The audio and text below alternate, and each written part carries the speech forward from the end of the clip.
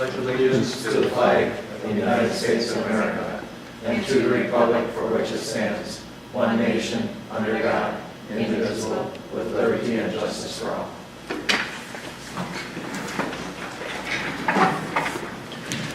Starting off with policy and curriculum, we have some revisions to some policies. This one was an addition or a major change, talking about the non-public school student participation. Correct. 424 is a new policy. And basically, if you recall our conversation last month, the statute changed back in December. And so there is no more part-time enrollment.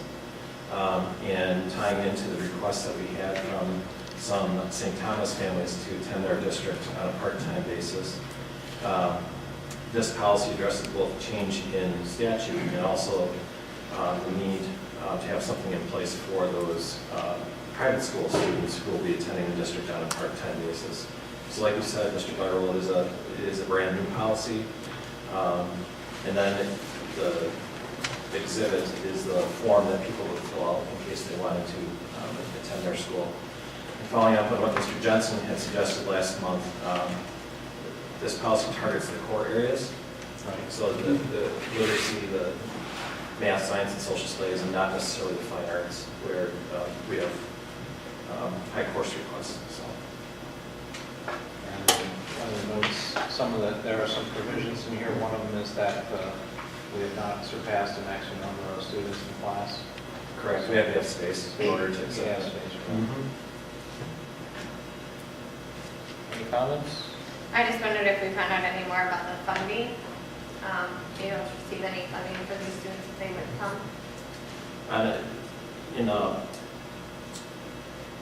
In the case of the private school kids, the answer is no, if it's just one class. So. But otherwise, I didn't have anything to talk about. Any other board members? Is the fourth priority the one these students will fall under, or what are they falling under under this? Yeah, say that again, I didn't hear you. Well, I'm reading the priority level over, Right. but I don't see the fourth priority one. It says to attend the course under state law, which of course they're not attending under state law, and or board policy. Okay? But this is the board policy, so what I'm saying is where is it written what that policy is? Well, the fourth priority is kind of a catch-all. And basically, if there are any other circumstances that aren't necessarily mentioned in the policy, I mean, that's what we would have to have discretion on. So I guess we have two options. We can just accept it as a catch-all, or we can remove it. If you just want to keep with priorities 1, 2, and 3, I'm open to either. Well, no, I don't disagree with the fourth priority. It seems like a circular argument. You're saying under board policy, but this is the board policy. Right. You know what I mean? Right. So I would think the line wouldn't end with under board policy. It'd be as such and such, meaning you're a non-state law group. You don't fall into the other three priorities, and due to that, we'll allow one course in the course section if not full. This is where I expected to see the bullet points for the reasonings of why they could attend. You know what I mean? Okay. Does that make sense? Well, how about if we said as stated above, or board policy as stated above? That would sound good, because you basically stated it ahead of time. Right.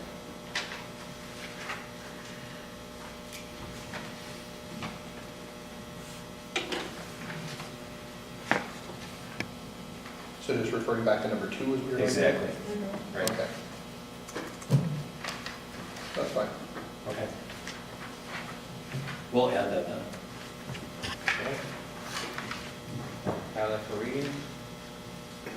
Yes.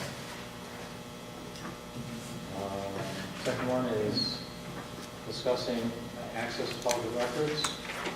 Change says any request must be reasonable, specific, as the subject matter, length of time involved. A request for a record without reasonable limitation as subject matter or length of time represented by the record does not constitute a sufficient request. There's that piece, and then if you go into the guideline part, Roman numeral number 1, capital letter A right under that, under the designation.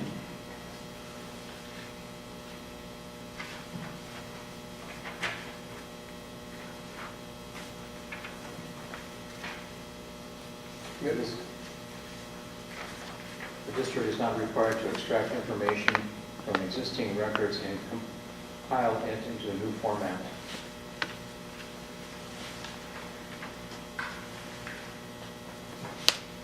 According to state statute 19.36. I'm sorry, 32.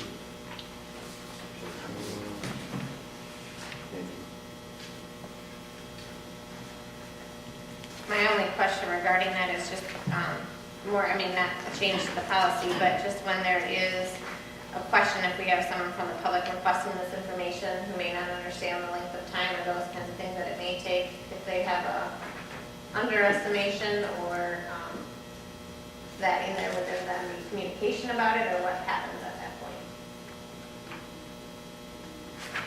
Basically, the guideline we've been following is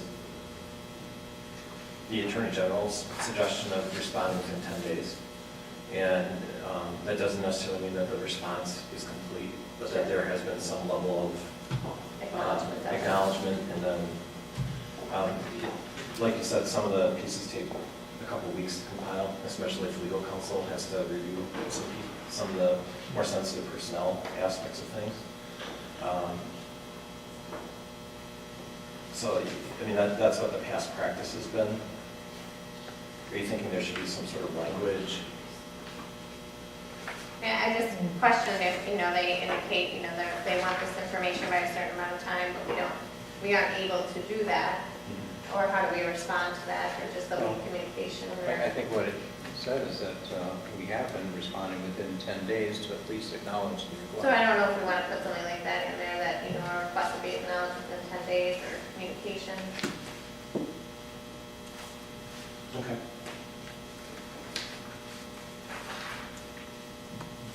And I guess I wouldn't say that we have to, within 10 business days, but the attempt that we made to at least have some type of acknowledgement of the request within 10 days.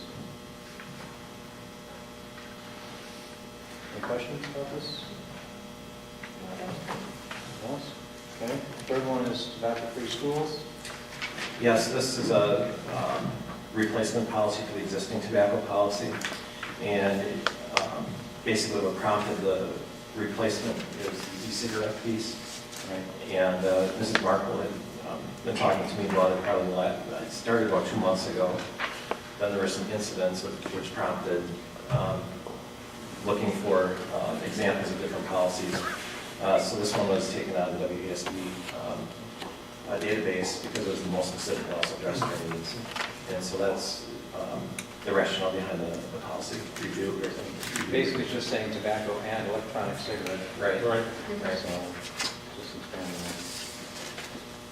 No concern. that. Okay. That's a growing topic across districts in the states. We're not the only ones that are necessarily adding this or revising the tobacco piece. So.